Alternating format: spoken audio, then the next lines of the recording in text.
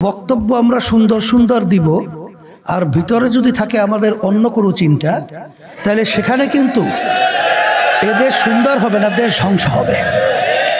সেই হিসাবে আমি কথা বেশি লম্বা না করে সংক্ষেপে এতটুকু বলবো যে আসলে বাস্তবতা হলো যে আল্লাহ রাব্বুল আলামিন বলেছেন যত মাখলুকাত সৃষ্টি করেছেন এর ভিতরে সর্বশ্রেষ্ঠ সম্মানিত মানুষকে আল্লাহ সৃষ্টি করেছেন।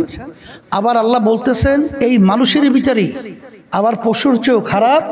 এরপর আল্লাহ বলেন শাররুল বারিয়া, কুত্তা শিয়াল শুয়োরের চেয়েও খারাপ তাও মানুষ। তার বাস্তবতা আপনারা দেখেছেন এই বাংলাদেশের ভিতরে যারা দেশ পরিচালনা করেছে এদের পরিচালনায় হাজার হাজার মায়ের কোল সন্তান হারা হওয়া, এদেশের টাকা বিদেশে পাচার হওয়া, লক্ষ লক্ষ মানুষকে মিথ্যা কেসের মাধ্যমে তাদের সংসারকে বিলীন করা, আজকে মানুষ স্বাধীনভাবে মাথা উঁচু করে দাঁড়াবার মতো এই পরিবেশ না থাকা, এটা কিন্তু দায় দায়িত্ব যারা দেশ পরিচালনা করেছে এদের মাথায় কিন্তু বর্তাবে। এখন আমাদের সালাউদ্দিন ভাই যে কথা বলছেন যে আপনাদের পক্ষেই তো কথা বললাম করব, আমরা যেটা লক্ষ্য করেছি যেটা করবেন আসলে আমাদের প্রত্যাশা হলো এখনই করার পরিবেশ তৈরি করা। কর্ম শব্দটা আমাদের ভালো লাগে না, কারণ আমরা বিগত দিনে বহুত দেখেছি এই দেশের ভিতরে আজানের শব্দে বাচ্চাদের ঘুম ভেঙে যায়। বাংলাদেশের রাজধানী ঢাকাকে বলা হয় মসজিদের নগরী। রাস্তার মোড়ে মোড়ে যেখানে মাদ্রাসা মসজিদ, যেখানে মুসলমান সন্তানদের আল্লাহ শব্দের ধ্বনিতে বাংলাদেশে আজকে সূর্য ওঠে সূর্য ডুবে, সেই দেশের মধ্যে আজকে নাচ গানের শিক্ষক শিক্ষাকে নিয়োগ দেবে, এই স্পর্ধা কেন বাংলাদেশের ভিতরে হলো এটা অন্তর্বর্তী সরকারের কাছে আমরা জানতে চাই।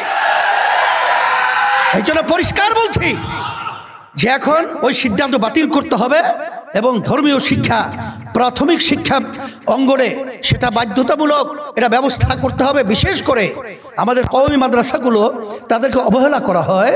তারাও তো বাংলাদেশে বড় একটা অংশ এই বাংলাদেশের মানুষ, কিন্তু তাদেরকে দেখা যায় যে এত ধর্মীয়ভাবে তারা সচ্ছল এবং সুন্দর হওয়ার পরেও তাদের কোথাও সরকারিভাবে মূল্যায়ন হয় না। এই জন্য আমি বলবো যে কওমি মাদ্রাসা শিক্ষা সেখানে যারা নাকি শিক্ষক রয়েছে ধর্মীয় তাদেরকেও সেখানে গুরুত্ব সহকারে মূল্যায়ন করা, তাদেরকে নিয়োগের ব্যবস্থা করা।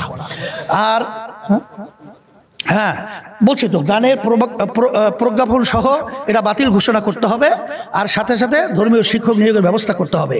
আর আমার ভাই সালাউদ্দিন সাহেব যে কথা বলেছেন, অন্য দায়িত্বশীল কথা বলেছেন যে আমরা যেন ঐক্য থাকতে পারি। তো ঐক্য থাকার ব্যাপারে আলহামদুলিল্লাহ আমি আমাকে বলবো, সকলকে বলবো যে আমরা দেখছি ঐক্যমত্য কমিশন সহ এই দেশকে সুন্দর করার ব্যাপারে যে আলোচনা হয়েছে, সেখানে যে সিদ্ধান্তগুলো হয়েছে নোট অফ ডিসেন্ট অনেক জায়গায় রয়েছে, তবে সেটা পরে না, এখনই বাস্তবায়নের প্রক্রিয়া যদি করতে পারেন ঐক্যের একটা মানচিত্র তৈরি হবে, বক্তব্যের সাথে কাজও মিল হবে ইনশাআল্লাহ। আর সাথে সাথে আপনাদের সকলকে আমি ধন্যবাদ জানাচ্ছি। আর যেহেতু আসরের নামাজে অনেক সময় হয়ে গেছে, আপনারা কষ্ট করে এসেছেন, আর সবাইকে ধন্যবাদ জানিয়ে আমরা একাকার হয়ে ইসলাম দেশ মানবতার পক্ষে এই দেশ গঠন করার ব্যাপারে ফ্যাসিস্টরা আর যেন আমাদের দেশের ভিতরে আধিপত্য বিস্তার করতে না পারে এই দোয়া রেখে, আমাদের দেশে বিদেশে যেন টাকা পাচার করতে না পারে, মায়ের সন্তানদের আলকোর হালাল হতে না হয়, আমাদের দেশে গুম খুন যেন না হয়, চাঁদাবাজরা যেন এই দেশের ভিতরে ব্যবসায়ীদের ব্যবসার ভাবে ডিস্টার্ব করতে না পারে, এই অনুরোধ রেখে আশা রেখে আপনাদের সবাই ভালো থাকেন, দোয়া করি আল্লাহুম্মা আমিন। রব্বানা আতিনা ফিদ দুনিয়া হাসানা ওয়া ফিল আখিরাতি হাসানা ওয়া কিনা আযাবান নার বিরহমাতিকা ইয়া আরহামার রাহিমিন।